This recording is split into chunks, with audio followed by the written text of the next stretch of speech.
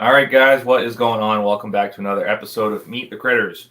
We are back in the Backwoods today. I was supposed to be talking about Katahdin sheep, and I am a procrastinator. So, instead of that, my buddy Sean's here.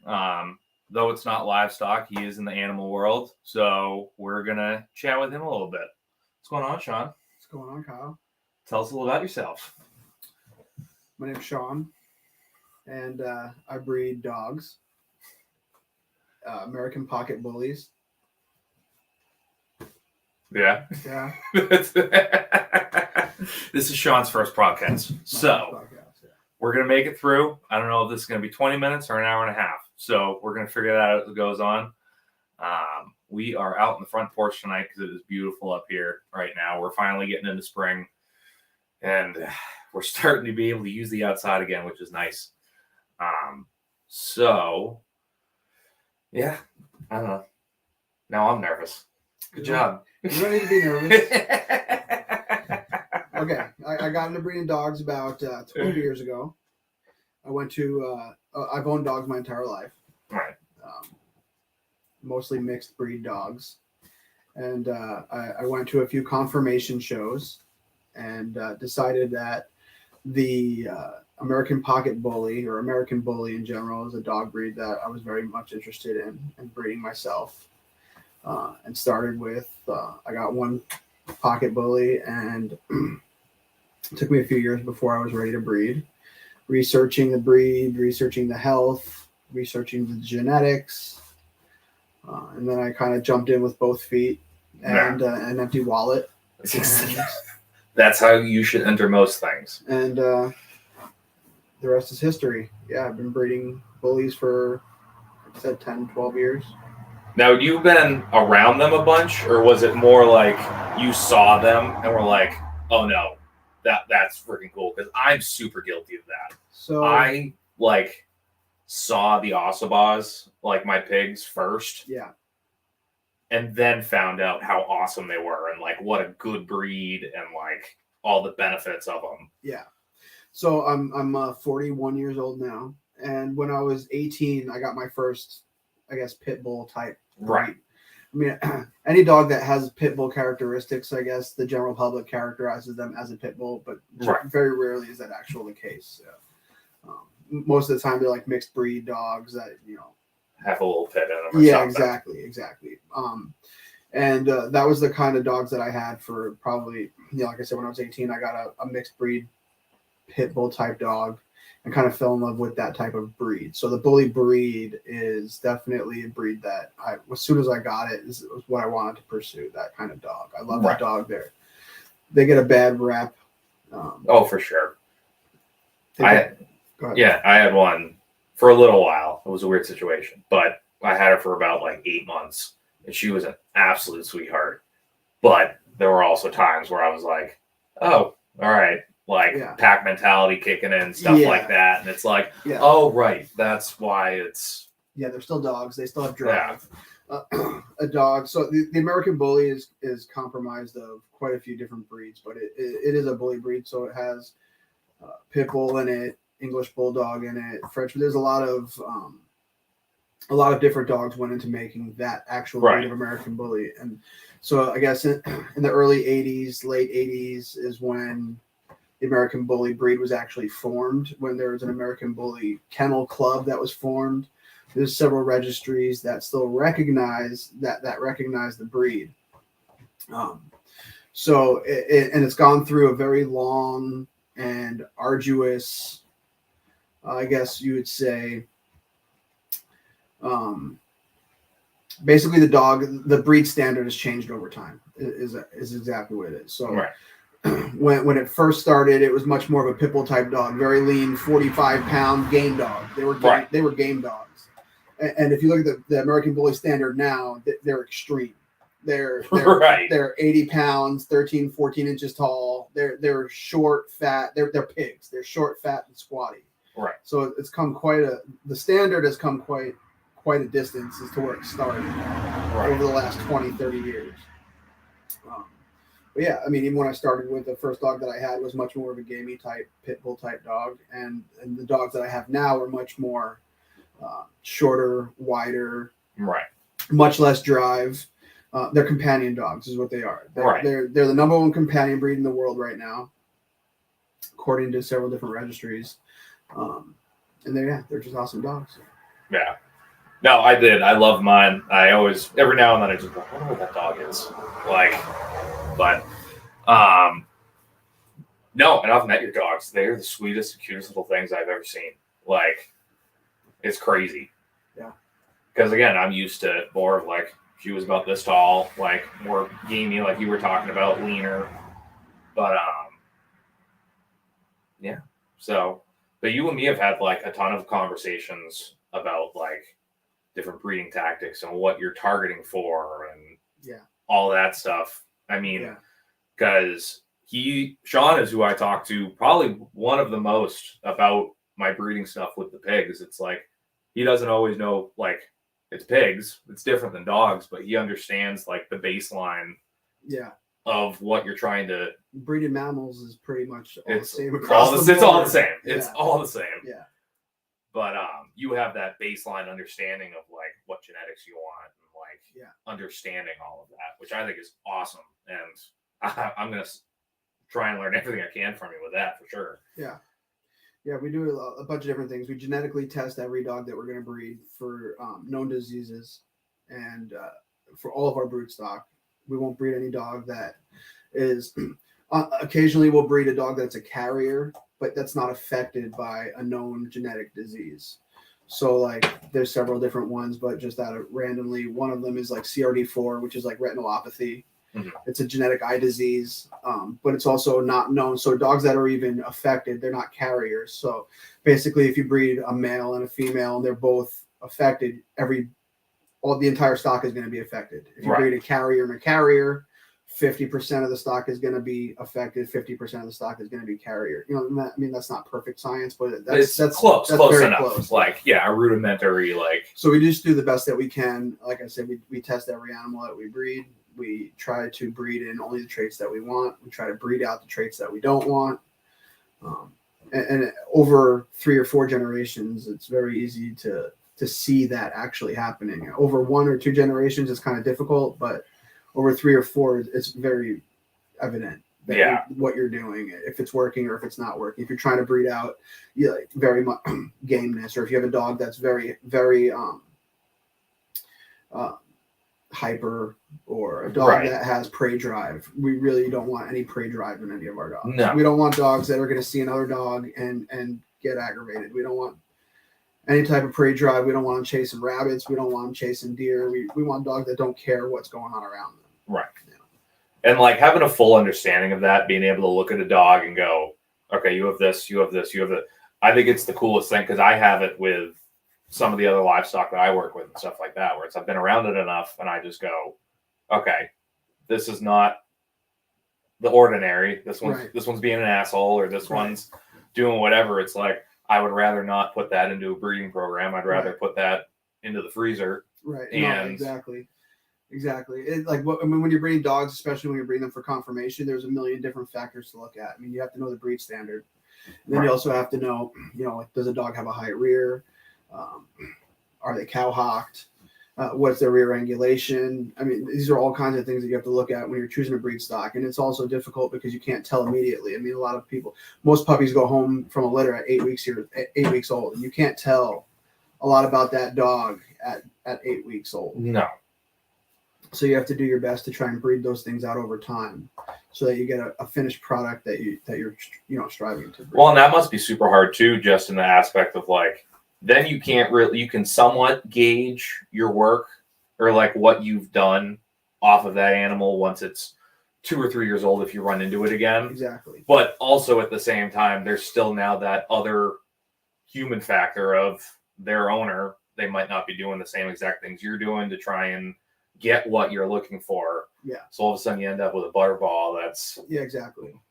Yeah. I mean, every dog that goes to another home from my house goes with a contract, whether it's for a brood stock for somebody else, or whether it's a pet with no pedigree, just strictly as a pet. The dog will never be bred. It comes with a contract that says they have to be spayed or neutered by 18 months, 18 months to 2 years of age. I don't want any of the dogs that go home that are not going to be bred, I don't want them to be spay or neutered before the age of 18, because sexual hormones are the number one factor in growth regulation for dogs. Right. I don't know if it's the same with livestock, but a male dog or female dog that it has been fixed at a very early age, say 6 months. Most veterinarians, they don't care about, all they care about is not having a dog go out and breed by accident or having accidental litters. They want to fix your dog as soon as its balls drop, basically. They don't care.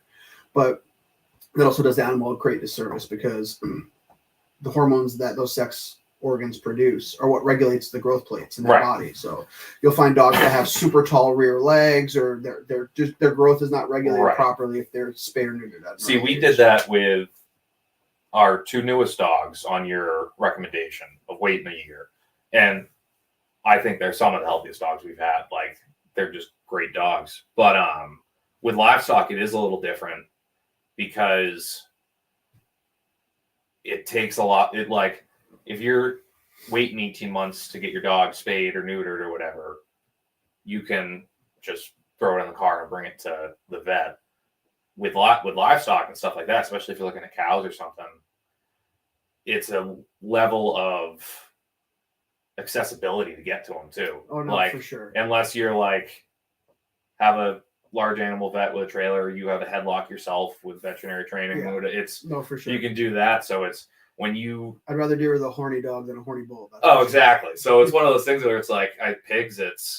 Pigs is up in the air. There are people that it's day 2. Yeah. Take them out, gone.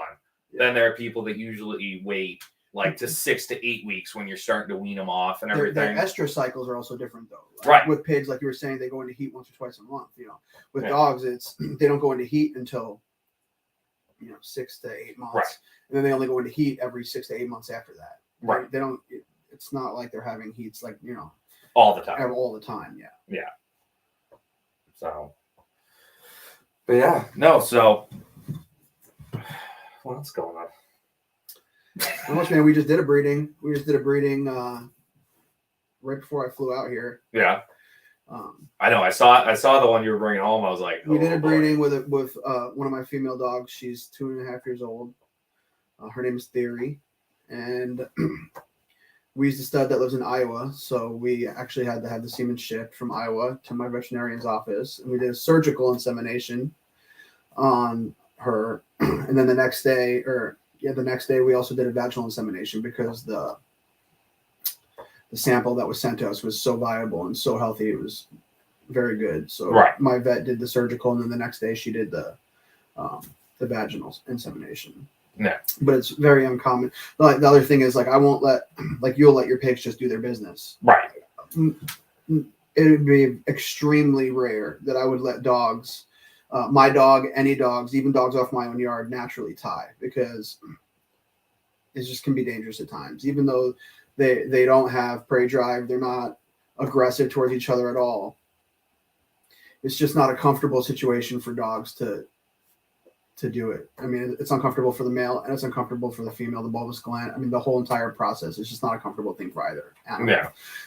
And I've seen it not work out very well. I mean, I've seen male dogs break their genitals because the female pulled away. Right. I mean, there are all kinds of crazy things. So, well, you're doing every breeding we do is artificially inseminated. Yeah.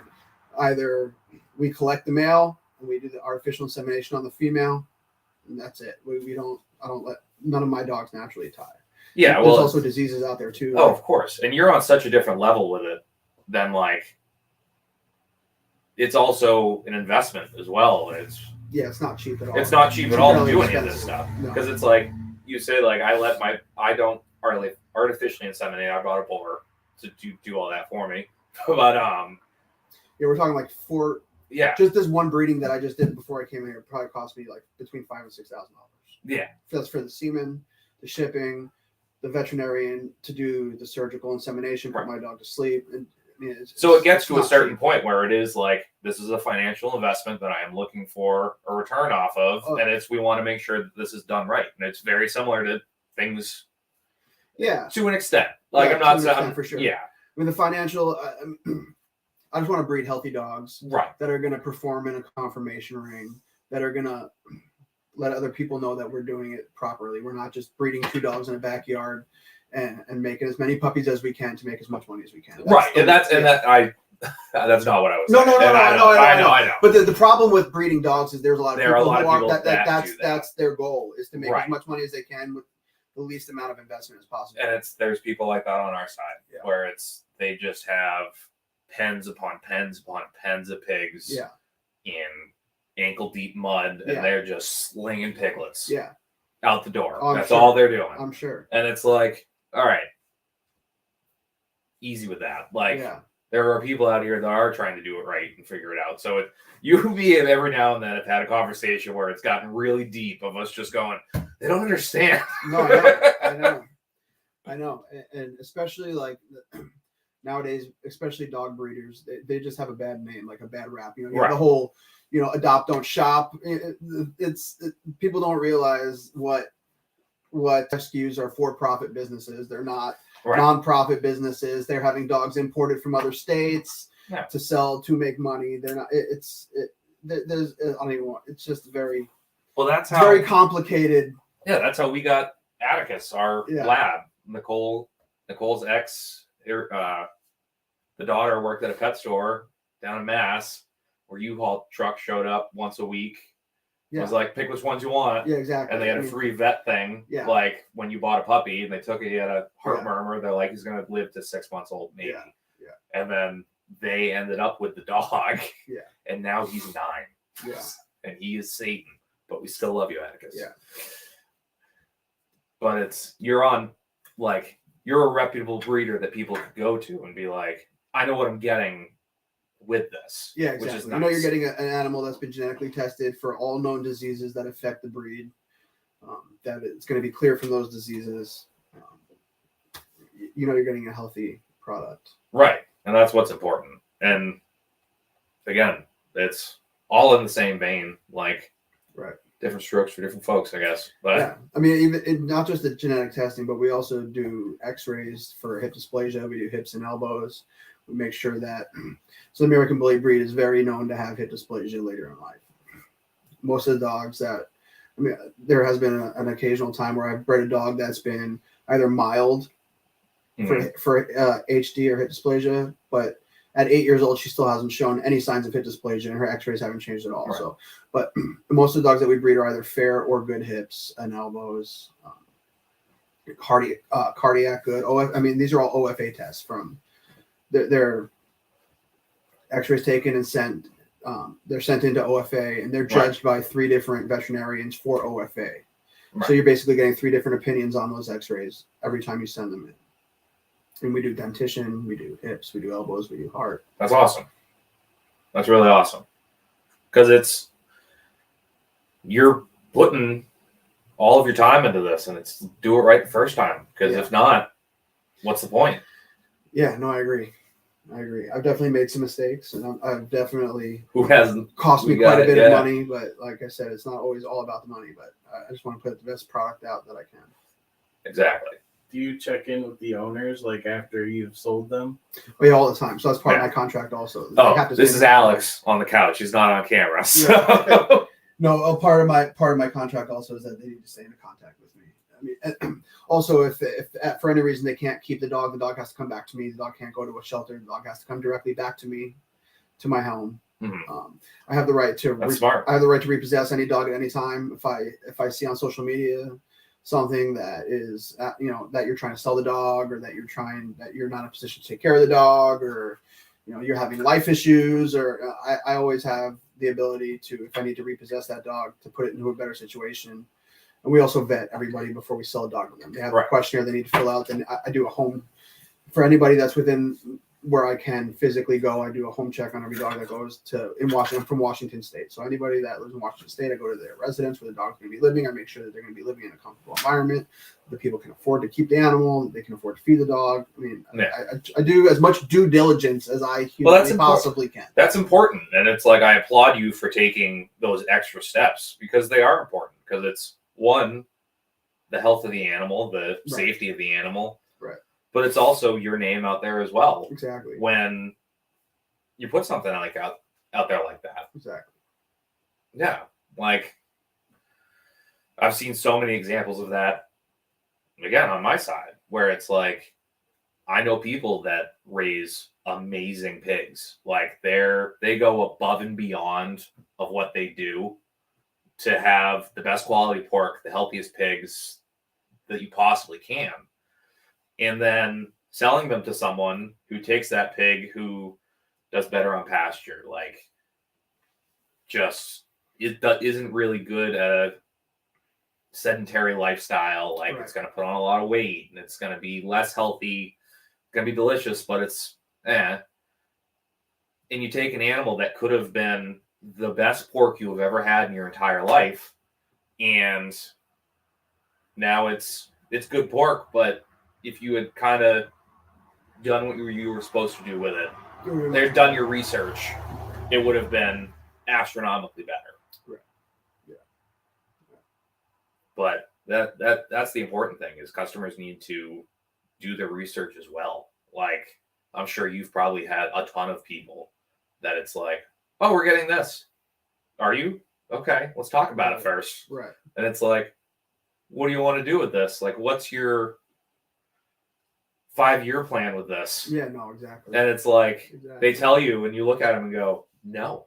Exactly. Like, I'm not going to do this. Like, I'm going to shut this off at me. Like, exactly. If you want to go do this, you can go to somebody else and do this for. Yeah. Tons of people think they're just going to buy a dog and breed the dog and make money off the dog. That's not what it's about. That's why I would say, at least, I don't know, there's a lot of dogs that leave my yard that don't come with any type of breeding rights. They don't come with any pedigree, no paperwork, nothing. Right. They're sold as a pet, strictly for pet. They have a contract that says they need to be spay or neutered, because not every dog needs to be bred. No. If a dog has specific flaws, if their teeth aren't correct, or if their bite is not correct, they don't have a scissor bite, or if they have any type of a genetic issue, if they're affected by a genetic issue, or if their hips, I mean, it completely, every dog is different, but yeah. Not every dog needs to be bred. In fact, I would say most dogs don't need to be bred. Yeah, 90% of dogs don't need to be bred. Yeah, exactly. Yeah. But yeah, man. Again, I gotta applaud you for that, because that is like, it's taking a step beyond. And again, this has come, like, I've been in the farming industry for a little while now, and it's like, now I'm getting into the breeding and farrowing and that aspect of it, and it's like, I've taken a lot of your tips and a lot of what you're doing and like applied it to what's going on here. And breeding is breeding, man. It doesn't matter. Yeah. If you're breeding animals, if you're breeding plants, if you're breeding, right, it's all right around the same thing. Yeah, I mean, you have specific, you know what the genetics of the whatever you're breeding are. Figure that out. You find out what the phenotypes are. Right. And then you take that. I mean, those are the first two steps, and then you figure out where you're going to go from there. This is one of those conversations that it's like, we understand each other. Like, I get what you're saying, but if somebody just randomly clicks onto that portion, they're going to go, these guys are talking about like rockets, or something. Right. I'm pretty sure that's what they're talking about. It's got to be. We're really talking about weed and animals. Right. Exactly. Exactly. I don't think I ever told you this story. So my buddy, who I originally borrowed his boar to breed my pigs, I picked it up, and I had also, like, the day before, just gotten a new phone because my phone completely died. I didn't have any of my passwords to any of my shit, so I was just finally just like, I don't care. I'm building a new phone. Like, I'll build a new contact list, all of it. I don't care. Yeah. So I didn't have his number. So while I was there, I was like, hey, like, write down your number real quick. Like, we're just on the run doing shit. And I'm like, I'll text you when I get home. So I texted him, and it was like, to somebody who just picked up your pig to breed to his pigs, it was a completely rational conversation. Like, oh, he's really getting at it. Like, yeah, there's no way he's going to get her pregnant by volume. Like, oh yeah, things like that. Yeah. And no response. And it progressively got worse because I'm like, shithead, text me back. Like, what are you doing?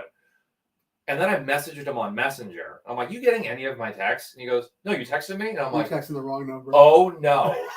And right as he said it wasn't him, I got a text. I would really appreciate it if you stop texting this number. It is obviously a wrong number. Please block me. Yeah. I've blocked you. I'm blocking you. I'm like, God. All right. Well, I'm glad somebody got to enjoy that. Yeah. I was like, oh shit. Like, I'm blocking a crazy pig man right now. Right, but it's again, we could sit and have these conversations just like, oh yeah, no, that could completely make sense. Yeah. But if anyone was to walk by or hear out of any of these open porch windows, they'd be like, what are they talking about? Yeah. But yeah.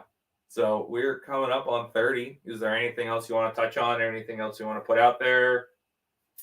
I would just say if you're interested in buying a dog, to make sure you do your due diligence on the person you're buying the dog from. Make sure they're a reputable person. Make sure they're not just breeding any kind of animals together, two animals together, just to make money. Make sure that they're doing their due diligence. And I would definitely recommend you do your own due diligence as well before you purchase an animal from anybody, any type of animal. Awesome. Yeah, no, I'd say the same to any of my livestock people out there listening. It's like, know who you're buying from. I have people all the time that it's like, oh, you want to sell pigs? Just sell pigs. And I was like, yeah, if I wanted to just make money, I'd have a field of Yorkshires. Yeah, exactly. Just going to town all the time. Exactly. But it's not what I want. It's I have a vision of what I'm looking to do, and may it be not profitable at the moment and mildly frustrating. I've already put the money in. We've already put the time in. Yeah. If we did this for money, we'd be terrible investors. Somebody said that to me the other day. It's like, if you're not making money, why are you doing it? Yeah. It's like literally the exact opposite, because I love it. Yeah. Like, if I didn't love dogs, there's no way I could do what I do. Oh God, no. It has cost me so much. I'm way deeper in than I have ever financially gained. I'm definitely in the red. Yeah, no, we all are. It's crazy. Yeah. No, it's nuts. It's one of those things where they just don't get it. No. And we don't fault you, but we're crazy animal people. Yeah, that's it. We're crazy. I feel like we're on the lower scale of crazy animal people, or is it higher? I don't know what that scale would be. Like, to Tiger King to, like, I think we're on the low scale for sure. Yeah. I don't know, based on Tiger King may be a little lower than us. I don't know. Yeah. Well, they have a crazier lifestyle than we do. That's for sure. Yeah. We don't take Walmart throw-out food and sell it to people. Well, I don't sell it to people. But you also we'll feed it to the pigs. You have a connection to Tiger King, so we're not gonna get into No. That's not confirmed. But no, I get that all the time when people are like, I don't know how you do what you do. Like, because for those who don't know, when we're new to the channel, I'm a butcher by trade. So we have a slaughter facility on site. Wrap up good. But people are like, I don't know how you do that. It's like, I love animals too much. And I was like, I guarantee you I love animals 1,000 times more than you. Yeah, no, I get it. And if you don't, like, be there when I miss a shot, or like something goes awry, because I am a wreck for a half hour after that. And it's like, if I didn't love love everything about these animals, I wouldn't be able to do anything I do. That's why I don't do sheep. Right. Sorry, Lisa, if you're listening.